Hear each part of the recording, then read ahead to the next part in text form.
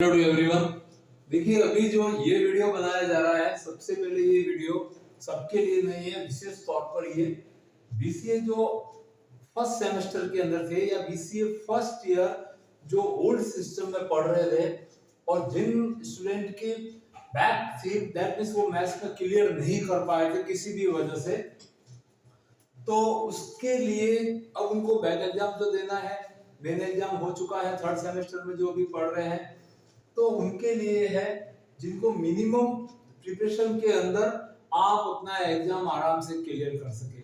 उसके अलावा वे स्टूडेंट जो अगर किसी भी यूनिवर्सिटी के अंदर, किसी और यूनिवर्सिटी में, वैसे ये जेएनयू यूनिवर्सिटी वालों के लिए है, बट इसके अलावा कोई यूनिवर्सिटी के अंदर मैथ्स का सिलेबस अगर चल रहा है तो उसके अंदर सेट थ्योरी और कोऑर्डिनेट, पॉलिनोमियल और मैट्रिक्स एंड डिटरमिनेंट्स, ये टॉपिक सिर्फ करके अगर आप एग्जाम देने चले जाते हो तो आपके जो बीसीए लेवल की जो मैथमेटिक्स है वो डेफिनेटली 100% क्लियर हो जाएगी। इसके अंदर मैंने आपको जैसे सिलेबस में ट्रिग्नोमेट्री की थी, बट ट्रिग्नोमेट्री नहीं लिया है। रीजन क्या है? सपोज दैट जो बीसीए कर रहे होते हैं वो कुछ स्टूडेंट कॉमर्स साइंस से भी होते हैं, कुछ स्टूडेंट होते हैं वो आर्ट्स से भी होते हैं, दैट मींस उन्होंने 12th तक ना तो मैथमेटिक्स कभी पढ़ी है और उनको कोई बेसिक जो मैथमेटिक्स के जो फंडामेंटल्स है वो क्लियर नहीं है, तो या कोई 12th तक जैसे बायो से आया हुआ है, अब उनको मैथ्स का कोई प्रीवियस ग्राउंड नहीं है। बिना मैथमेटिक्स ग्राउंड वाले जो है, जिन्होंने सिर्फ 10th स्टैंडर्ड तक मैथ्स पढ़ी थी, तो उनके लिए जो बीसीए का एग्जाम उनको मैथ्स क्लियर करनी है बिना हेडेक के, तो उनको सिर्फ इस बोर्ड पे जो लिखे हुए हैं इन टॉपिक को अच्छा करना है।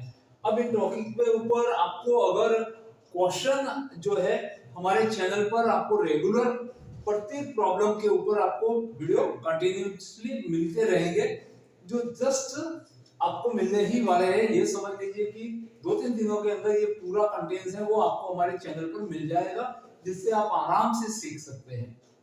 हो सके तो इसका स्क्रीनशॉट ले लीजिए ताकि आपको आसानी रहे, आपके पास एक फिक्स टारगेट हो जाए कि हमको क्या क्या पढ़ना है। इसके अंदर ट्रिग्नोमेट्री और कॉम्बिनेशन एंड परम्यूटेशन को मैंने स्किप किया है, यहाँ से छोड़ा है। रीजन क्या है? ट्रिग्नोमेट्री को तैयार करने में काफी वक्त लगता है, कुछ कॉम्प्लेक्शन भी रहते हैं, उसके अंदर काफी सारा डिटेलिंग में पढ़ना पड़ता है, तभी आप ट्रिग्नो क्लियर कर पाते हैं। बट आपका जो बेसिक जो मैथ्स का नॉलेज होता है, जो 9th 10th या 8th स्टैंडर्ड का नॉलेज होता है, उसके बेस पे भी आप इस पार्ट को, जो टॉपिक लिखे हुए हैं, जो चैप्टर्स दिए हुए हैं, इनको आप आराम से समझ सकते हैं। तो देखिए, स्टार्ट करते हैं। सबसे पहला मैंने लिया है यहाँ पे सेट थ्योरी। सेट थ्योरी के अंदर इसके basic operation, that means set के अंदर जो लॉन्ग आंसर जो क्वेश्चन आते हैं वो इसके बेसिक ऑपरेशन पे, उनका सबसे इंपॉर्टेंट रहता है डी मॉर्गन्स लॉ। अगर आपके एग्जाम में आपको सेट गिवन है और लॉन्ग आंसर में डी मॉर्गन्स लॉ को प्रूव करने का क्वेश्चन आता है, तो ध्यान रखिए, अगर इस नेम से क्वेश्चन आता है तो आपको ये दोनों इसके जो बेसिक थ्योरम्स है ये प्रूव करने हैं। दैट मींस इसकी लेफ्ट हैंड साइड में ए यूनियन बी पहले फाइंड करना है, फिर उसका कॉम्प्लीमेंट है, और राइट हैंड साइड में पहले ए और बी का कॉम्प्लीमेंट है और उनके बीच का इंटरसेक्शन है। दैट मींस यूनियन का नॉट और इंटरसेक्शन का नॉट का इंटरसेक्शन है।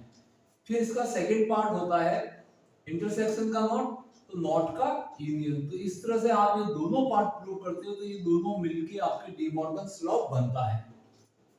उसके अलावा कुछ बेसिक ऑपरेशन में इस तरह की कंडीशंस, कोई भी कंडीशन आ सकती है, तो आपको यूनियन और इंटरसेक्शन फाइंड करना अच्छे से आना है, अच्छे से सीखना है, और दो सेट का डिफरेंस निकालना आना चाहिए कि a माइनस बी कैसे फाइंड किया जाता है, a माइनस सी कैसे फाइंड किया जाता है। तो हमारे नेक्स्ट वीडियो के अंदर आपको सेट थ्योरी के ये जो यहाँ पे लिखे हुए प्रॉब्लम है इसके ऊपर आपको कंटेंट्स मिल जाएगा, उन क्वेश्चनों को देख लेना, उसके हिसाब से ही आपको करना है। शॉर्ट आंसर में देखा जाए तो सेट थ्योरी के अंदर से आपको शॉर्ट क्वेश्चन जो आते हैं उसमें एक तो सबसेट आपको देख लेना चाहिए और एक पावर सेट, ये दो पोर्शन है। सबसेट कैसे फाइंड किया जाता है, how many subset of A set, एक सेट के कितने सबसेट होते हैं, जिसको आप हिंदी मीडियम वाले उप समुच्चय कहते हैं, और पावर सेट है इसको घात समुच्चय कहते हैं।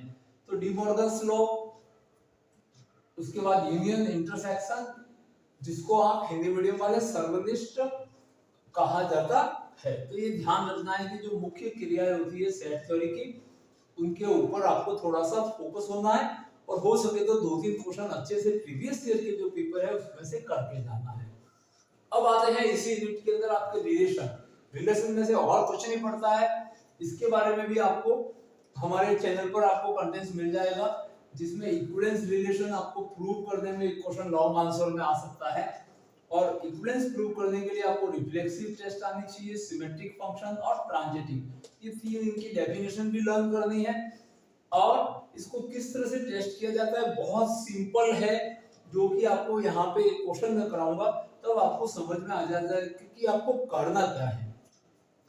फंक्शन के अंदर से आपको 1-1 की डेफिनेशन और 1-1 का टेस्ट कैसे करते हैं किसी फंक्शन का, ऑन-टू की डेफिनेशन और ऑन-टू का टेस्ट, और उसके बाद में कंपोजिट फंक्शन कैसे फाइंड किया जाता है। लास्ट ईयर कंपोजिट फंक्शन पर क्वेश्चन आया था, तो हो सकता है इस बार या तो वापस रिपीट प्रॉब्लम होगी, आपका कंपोजिट ही आएगा। देखिए क्वेश्चन रिपीट भी खूब होते हैं यूनिवर्सिटी एग्जाम में, या तो कंपोजिट भी देगा या 1-1 ऑन-टू के ऊपर आपको फंक्शन में से दे सकता है, या मे बी पॉसिबल कि लास्ट ईयर जैसे आपके फंक्शन के अंदर से कंपोजिट फंक्शन आया था, तो इस बार रिलेशन का क्वेश्चन दे सकता है। पिछली बार रिलेशन का कोई क्वेश्चन आपके एग्जाम पेपर में नहीं था, सेट थ्योरी पर ये 2 ऑपरेशन आए थे, तो इस बार डी मॉर्गन्स लॉ को दे सकता है। After that upon next topic पे आते हैं कोऑर्डिनेट ज्योमेट्री।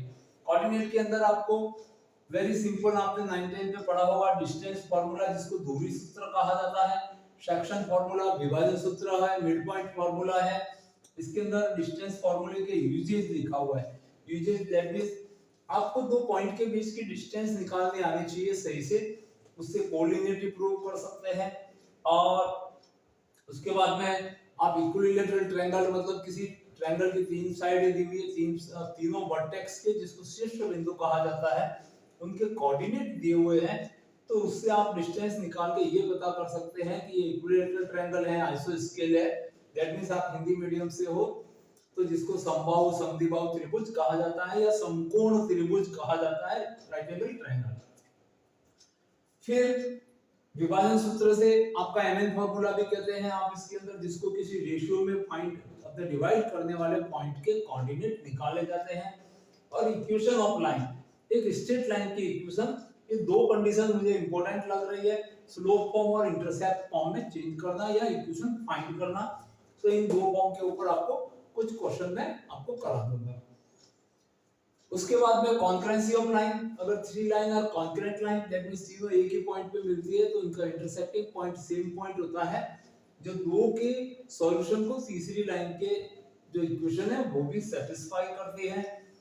फिर इसके साथ रिलेटेड चैप्टर है इक्वेशन ऑफ सर्कल। सर्कल में से कुछ नहीं करना आपको, सेंटर फॉर्म और जनरल फॉर्म दो को आपको अच्छे से याद करना है। इस पे भी आपको एक दो क्वेश्चन अगले वीडियो में मिल जाएंगे। उसके बाद आता है पॉलिनोमियल। क्वाड्रेटिक फार्मूला आपके रूट फाइंड करने के लिए लास्ट ईयर आपके क्वेश्चन आया था, क्वाड्रेटिक इक्वेशन के दो क्वेश्चन थे, जिसमें एक शॉर्ट में था और एक लॉन्ग में था। तो इस बार डिस्क्रिमिनेंट वैल्यूज पर आपके पॉलिनोमियल से क्वेश्चन लॉन्ग आंसर में आ सकता है। डिस्क्रिमिनेंट से नेचर ऑफ रूट्स फाइंड की जाती है। फिर आपका बचता है matrix and determinants. Matrix determinant से इस बार आप ट्रांसपोज फाइंड करना, मैट्रिक्स का तैयार करके जाना, और इसके बेसिक ऑपरेशन पर इनवर्स मैट्रिक्स फाइंड करने का क्वेश्चन आया था। तो इस बार हो सकता है या तो रिपीट प्रॉब्लम होगी, नहीं तो रिपीट नहीं हुआ तो फिर मैट्रिक्स के अंदर से आपको कुछ प्रूफ दैट कंडीशन में क्वेश्चन लॉन्ग आंसर में दिया जाएगा, जिसमें मल्टीप्लिकेशन की भी जरूरत पड़ती है, प्लस करना, माइनस करना, बेसिक कंटेंट्स है, तो मैट्रिक्स का आपको तैयार करना है। डिटरमिनेंट्स में भी जो डिटरमिनेंट्स के प्रॉपर्टीज है उसके ऊपर डिटरमिनेंट्स को कैसे सॉल्व की जाती है, लास्ट ईयर अपने डिटरमिनेंट्स के ऊपर भी आपको क्वेश्चन पूछा गया था।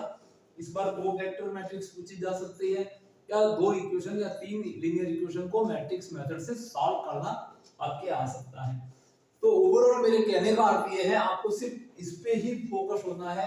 अगर आपके मैथ्स बैक एग्जाम आपको क्लियर करना है, या नए सिरे से आप पहली बार दे रहे हो और मैथ्स आपके लिए एक परेशानी बना हुआ है, हर्डल्स बना हुआ है, आपको पास होना है, तो इसमें से आप जो प्रिपरेशन करके जाएंगे तो डेफिनेटली आपका बीसीए का मैथमेटिक्स का एग्जाम क्लियर होगा। तो बने रहिए हमारे चैनल के ऊपर। सब्सक्राइब नहीं किया तो सब्सक्राइब कीजिए और अपने फ्रेंड्स में जो बैक वाले हैं या फर्स्ट टाइम फर्स्ट ईयर का दे रहे हैं उनको भी आप शेयर कीजिए ताकि उनको भी इसका बेनिफिट मिले और मिनिमम प्रिपरेशन के अंदर आपको मैक्सिमम मार्क्स मिल सके। Thank you watching this video.